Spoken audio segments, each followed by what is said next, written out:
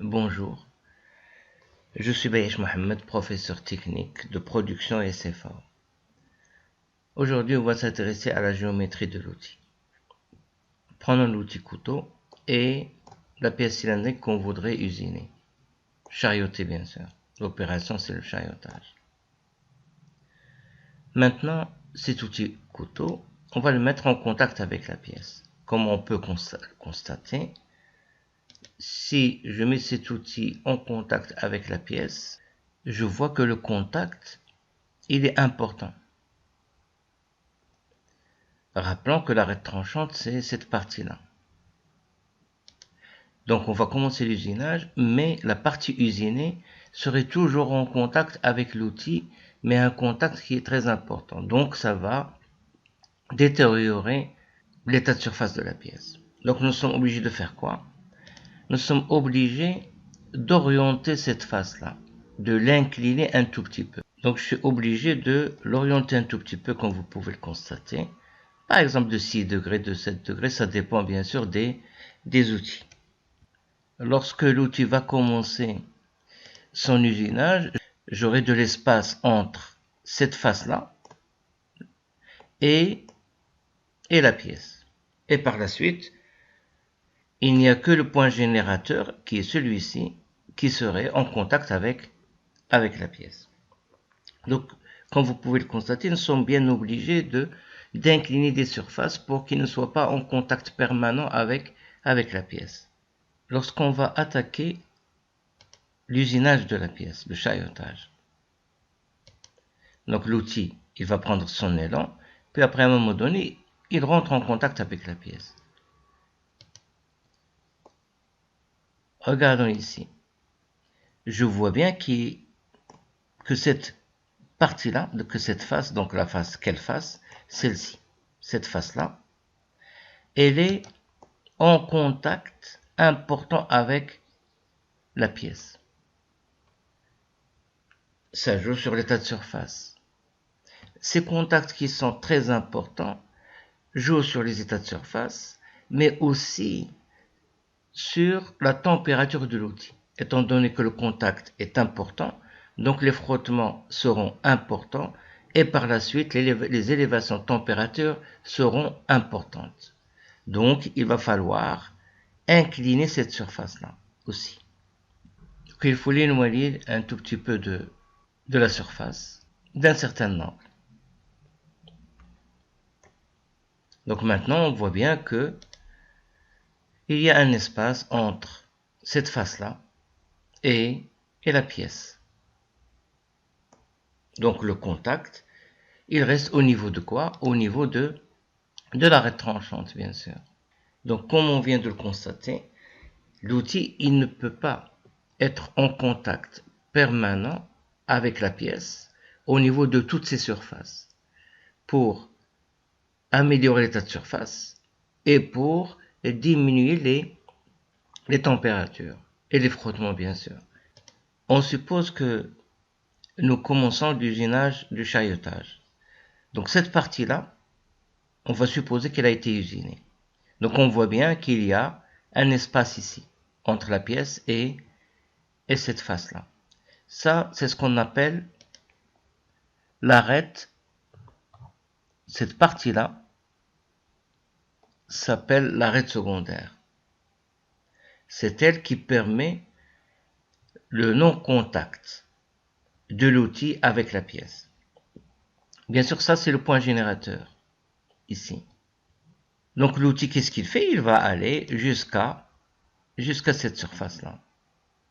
Il va faire le dressage.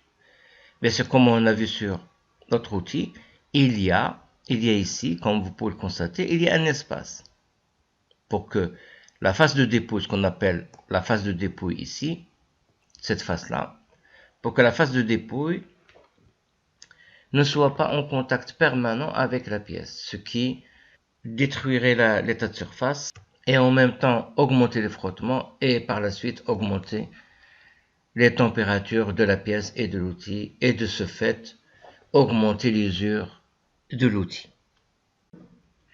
Ces inclinaisons des surfaces ou bien des faces de l'outil, ces inclinaisons des faces de l'outil permettent aussi la robustesse de l'outil, ou bien la fragilité de cet outil, permettent aussi de favoriser une bonne finition, ou non, et ainsi de suite. Ces angles-là sont définis et mesurés entre des plans. D'où la nécessité de créer des plans sur l'outil en main. Et il faut bien sûr apprendre les définitions. Mais nous avons une astuce pour apprendre déjà la position d'un plan par rapport à un autre plan, sans apprendre par cœur les définitions des plans. Je préconise de toujours définir premièrement PR, qui est parallèle au plan de base, puis après PS, qui est perpendiculaire à PR et tangent à l'arête tranchante, et PF, qui est perpendiculaire à PR et parallèle au mouvement d'avance. Donc ça, ce sont les plans à définir en premier. Viennent ensuite les autres plans, par exemple PO, PP.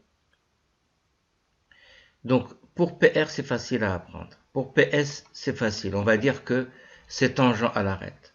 Pour PF, on va dire qu'il est parallèle au mouvement d'avance. C'est tout ce qu'il faut apprendre.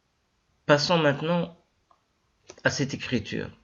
Qu'est-ce qu'on remarque? On remarque que P et F s'écrivent au-dessus et en dessous d'une ligne. Lorsque vous avez par exemple un cahier, une feuille quadrillée, lorsque vous écrivez F, vous l'écrivez au-dessus de la ligne grasse et en dessous, ainsi que P. Mais S et O s'écrivent toujours au-dessus de la ligne.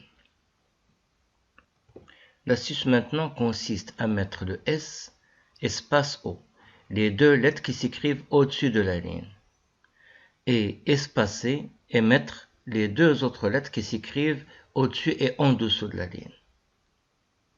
Maintenant, qu'est-ce que je fais? Je rajoute les P. PS, c'est un plan. PO, c'est un autre plan. Et ainsi de suite. Je rajoute ensuite entre les deux perpendiculaires. Et comme ça, c'est l'astuce pour apprendre facilement les définitions des plans. Donc PS, c'est facile à déterminer sur l'outil en main. PF, c'est facile. Maintenant, PO, il est perpendiculaire à PR, mais aussi perpendiculaire à PS. PF, il est perpendiculaire à PR, mais aussi perpendiculaire à PP. Donc, c'est tout ce qu'il faut apprendre. Il faut apprendre que PF est perpendiculaire à PP, ou bien PP perpendiculaire à, et PO perpendiculaire à PS. On rappelle que tous les plans sont perpendiculaires à PR, sauf le plan de base et le plan PN. Rappelons encore une fois que PP, P s'écrit au-dessus de la ligne et en dessous. PP perpendiculaire à PF. F s'écrit au-dessus et en dessous de la ligne. Que PO est perpendiculaire à PS. O et S s'écrivent toutes les deux au-dessus de la ligne. Donc il y a perpendicularité entre PP et PF, PO et PS. Tous ces plans-là sont perpendiculaires à PR. Donc on nous demande ici d'installer les plans. Remarquons qu'il y a un point ici. Et tous les plans passent par ce point-là, sauf le plan de base. Je répète, tous les plans passent par le point considéré de l'arête, sauf le plan de base. Qu'est-ce que nous avons ici? Nous avons l'outil ici, mais nous avons son mode d'action. Donc l'outil, c'est un outil à alléger. Il va alléger cette partie-là. On voit bien que le mouvement d'avance, il est là. Donc MF, on se rappelle que PF est parallèle au mouvement d'avance. Donc le mouvement d'avance, c'est celui-ci. Si je rapporte ce mouvement d'avance jusque là, donc le mouvement d'avance serait là, la flèche serait là. Et je sais que le mouvement d'avance, il est parallèle au PF. Donc PF, c'est ça PF. Qu'est-ce que nous avons aussi? Le point. Lorsque on nous dessine un point sur une arête. Là où est dessiné le point, c'est l'arête tranchante. Donc l'arête tranchante, c'est cette partie-là. L'arête tranchante, c'est c'est cette partie-là. Et je sais, moi, qu'il y a un plan qui est tangent à l'arête tranchante, c'est PS. PS est tangent à l'arête tranchante. Vous voyez bien que c'est facile. Ici, un plan de coupe, une section. Et ce plan de coupe, c'est OO. Donc là, c'est PO. C'est facile à faire. Si nous avons une coupe et on la nomme OO, c'est automatiquement ce plan-là, c'est le plan de coupe qui s'appelle PO. Donc PO, je l'amène ici. Bien sûr, PP n'est pas mentionné parmi les plans. J'ai l'autre vue. L'arête tranchante, elle est là. Ça veut dire que le poids qui se trouve ici, c'est l'arête tranchante. Et si ça, c'est l'arête tranchante, ça veut dire que cette partie-là, c'est le plan de base. Et si ça, c'est le plan de base, le seul plan qui est parallèle au plan de base, c'est le plan PR. Qu'est-ce que je remarque? Je remarque que ce plan-là, il est parallèle au plan de base. Donc, c'est le plan PR. Voilà, donc j'ai fini d'installer les plans. Ça, c'est l'arête tranchante. Ça, c'est la phase de coupe. Là, c'est la phase de dépouille. Et ça, c'est PS. Lorsque nous avons à définir alpha O, bêta O, gamma O, déjà, lorsque nous avons O, ça veut dire que nous allons les installer dans le plan PO. Et le plan PO, où est-ce qu'il est? Il est là. Étant donné que le plan de coupe étant celui-ci, donc la vue, c'est la section OO, donc c'est le plan PO. Donc c'est ici que je vais mettre mes angles. L'astuce maintenant, c'est de créer un arc de PS vers PR. Puis après, nous savons qu'il y a des traits ici, donc ça c'est la face de dépouille, face de coupe et le plan PR. Qu'est-ce que je vais faire? Je vais mettre des points à l'intersection de ces faces-là, avec l'arc. Voilà. Puis, à partir de PS, je mets alpha. PS est là, alpha est là. Alpha, la lettre suivante, c'est bêta. Bêta ici. Puis après, gamma ici. Je viens d'arranger les angles. Voilà comment doivent être installés ces angles-là. Maintenant, on passe à kappa R.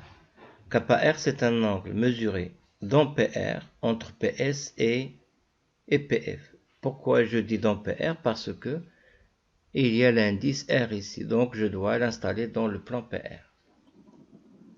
Et cette vue-là, c'est le plan PR.